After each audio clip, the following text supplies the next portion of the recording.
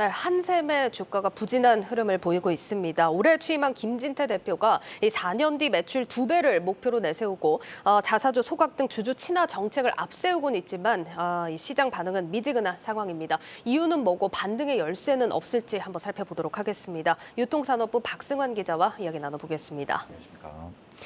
네, 박 기자, 한샘 주가 얘기를 하시면 지금 상황에서 한숨 쉬시는 분들 많으실 것 같은데 맞습니다. 얼마나 떨어진 겁니까? 예, 일단 한샘은 어제에 이어서 오늘도 연이틀 52주 신저가를 새로 썼습니다.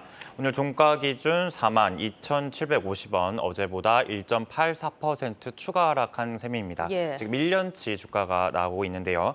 매각설이 나돌던 지난해 7월과 비교하면은 70% 넘게 빠졌습니다. 3분의 1 토막이 난 거고요. 주가가 4만 원대 초반까지 무너진 건 지난 2013년 12월 이후 처음입니다. 거의 10년 전 가격으로 돌아갔다고 봐야 맞습니다. 되는 거네요. 그때 가격으로 되돌아간 셈이라고 볼 수 있습니다. 하지만 사실 요새 증시 전반이 낙폭을 키우고 있긴 합니다만 한샘은 그중에서도 다소 심각한 모습입니다. 때문에 일부 증권가에서는 한샘의 목표 주가를 58,000원으로 내리기도 했는데요. 오늘 나온 보도였습니다. 지난 3월에 10만 7,000원과 비교하면 절반 수준까지 기대 수준을 낮춘 셈이라고 할 수 있겠습니다. 아직까지 목표 주가 대비해서는 상승 여력이 조금은 남아 있다고 하지만 지금 주가가 보면은 10년 전 가격으로 돌아갔다? 이거는 단순히 생각할 문제는 아닌 것 같거든요. 이유를 좀 짚어볼까요? 예, 그러기 위해서 먼저 한샘의 사업 부분을 살짝 살펴봐야 될 것 같습니다. 한샘의 사업 부분은 크게 홈 리모델링과 홈 퍼니싱, B2B 등으로 나뉩니다. 세세하게 살펴보자면요. 홈 리모델링은 말 그대로 리모델링, 집을 새 단장하는 사업을 말합니다. 홈 퍼니싱은 집과 가구를 합친 말인데요. 대형 가구나 생활 소품 등의 판매를 맡는 사업부입니다. 한샘 매출의 3분의 1이 홈 리모델링에서 나옵니다. 구체적으로는 전체 2분기 기준 4,900억 원의 매출 중 홈 모델링의 비율이 35.2% 정도로 집계됩니다.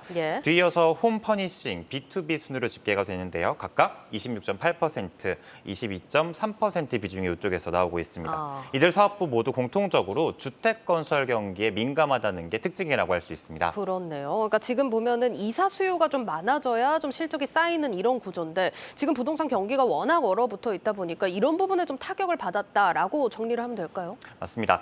보통 우리가 이사를 갈 때 집을 새 단장하거나 새로운 가구를 구입하는 일이 많다 보니 과연 그런 지수가 한샘 매출에 어느 정도 동시로 가는 지표라고 주식시장에서는 판단하고 있습니다. 실제로 최근 주택 매매 거래와 서울 아파트 거래 모두 급감한 게 눈에 띄게 드러나고 있습니다. 2분기 기준으로 지난해 같은 기간과 비교해 두 지수 모두 각각 40%, 60% 가까이 쪼그라들었는데요. 이러한 감소세는 올해 들어서도 계속되고 있습니다. 바닥을 찍었던 지난 1분기 기준으로 살펴보면요. 주택 매매 거래는 14만여 건, 서울 아파트 거래는 3천여 건으로 파악됩니다. 2분기 거래량이 소폭 반등하긴 했지만 한샘의 매출 반등까지 불러오기에는 역부족이었습니다. 한샘의 2분기 매출은 지금 차트에도 나가겠죠. 전년기 12.1% 줄었고요. 이전 분기와 비교해도 계속해서 5.0% 감소한 것으로 확인이 됩니다. 증권가에서는 이러한 하락세, 주택시장 냉각기가 하반기에도 이어질 것이라는 전망이 우세하게 나돌고 있습니다. 그러니까 주택 경기 같은 사업 환경의 변화가 실적 부진으로 이어졌는데 이게 하반기에 돌파구가 있을 거다라는 보장도 없는 상황이고 실적에도 좀 영향을 미쳤다 이렇게 봐야 할 것 같은데 근데 사실 부동산 경기가 침체의 국면을 걸은 게 좀 꽤 된 상황이잖아요. 맞죠, 오래된 일이죠. 그 사이에 이제 주가 부양이라든지 이런 시도를 할 만한데 없었습니까? 전혀 없진 않았습니다. 일단 대표이사가 직접 나서서 자신의 월급을 최저임금만 받겠다라는 약속까지 할 정도였는데요. 주가 부양 의지를 공공연히 드러난 거죠. 김진태 대표는 지난 6월 주가가 10만 5천 원에 도달할 때까지 최저임금만 받을 것이라고 약속했습니다. 또 다른 조건으로는 월 매출이 지난해 같은 기간보다 10% 이상 증가할 때까지 역시 최저임금만 받겠다고 약속했는데요. 그만큼 회사가 주가나 실적 개선 의지가 강력하다는 뜻으로 볼 수 있습니다. 근데 아직까지 좀 개선의 신호는 안 보이고 있는 상황이죠? 맞습니다. 여태까지 주택시장 냉각기가 이어졌기 때문에 이런 약속한 상황이 도착하지 않은 것으로 파악이 됩니다. 그래서 실제로 여전히 최저임금만 수령하는 것으로 알고 있고요. 또 하나 가지 이제 자사주를 사들이는데도 한샘은 열심인 상황입니다.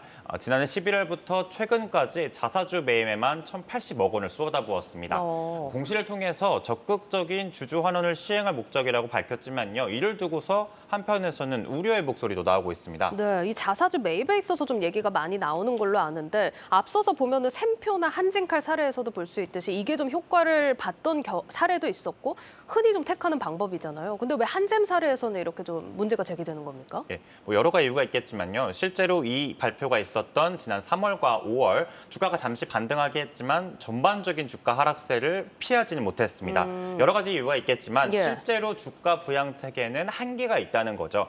회사 돈으로 자사주를 사뒀다가 지배주주에게 우호적인 쪽으로 팔아서 대주주의 지배력을 키우는 경우가 생길 수 있다는 논리입니다. 자사주 매입이 주주들의 이익이 되기보다는 최대 주주에게 유리한 지배 구조를 만드는 결과로 이어질 가능성이 여기에 있다는 겁니다. 그 실제로 증권가에서도 이런 시각으로 좀 바라보고 있는 겁니까? 맞습니다. 관련된 리포트가 바로 오늘 나왔는데요. 실제로 지난해 조창걸 한샘 명예회장은 자신의 지분 27.7%를 1조 4,400억 원에 지금의 최대 주주죠. IMM의 프라이빗 에쿼티로 매락했습니다. 당시 11만 원대였던 주가를 감안하면은 프리미엄을 2배나 쳐줬다고 파악이 되는데요. 당시 이를 두고서 시장에서도 너무 많이 제껴준 게 아니냐 그런 얘기도 나돌았습니다.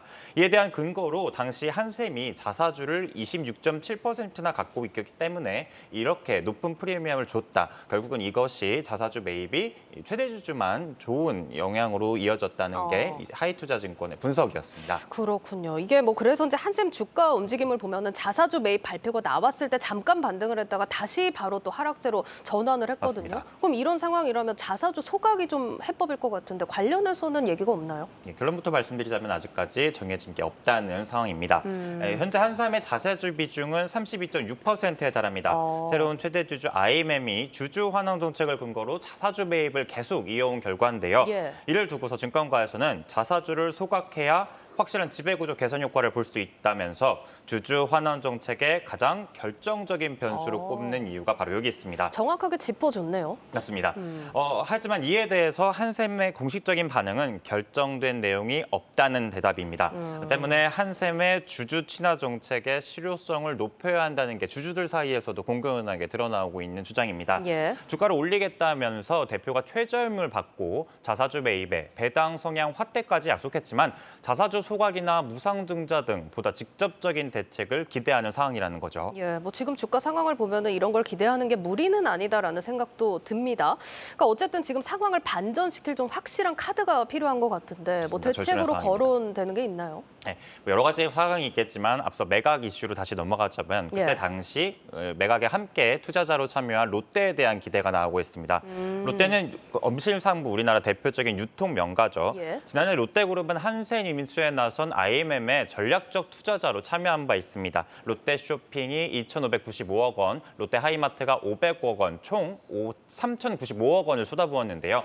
롯데쇼핑은 롯데백화점과 롯데마트 등 국내 최대 오프라인 유통 채널을 갖춘 대표적인 국내 대표 유통기업입니다. 가구 시장 전반이 앞서 보시듯이 위축됐고 위축 우려가 있긴 하지만 한샘의 경쟁력을 높게 보고 투자를 결정한 것으로 분석됩니다. 한샘은 이로써 지난해에만 롯데백화점과 마트에 13개 이상의 체험한 매장을 연 것으로 현재 확인이 되고 있습니다. 그리고 또 롯데그룹 계열사로 롯데건설도 있는 만큼 여기서 나올 시너지도 좀 기대를 해볼 수 있는 부분이네요. 맞습니다. 앞서 잠시 살펴봤듯이 한샘의 여러 가지 사업 구조 중 B2B 사업도 비중 20%가 넘는 상당수 지분을 차지하는 사업 분야입니다.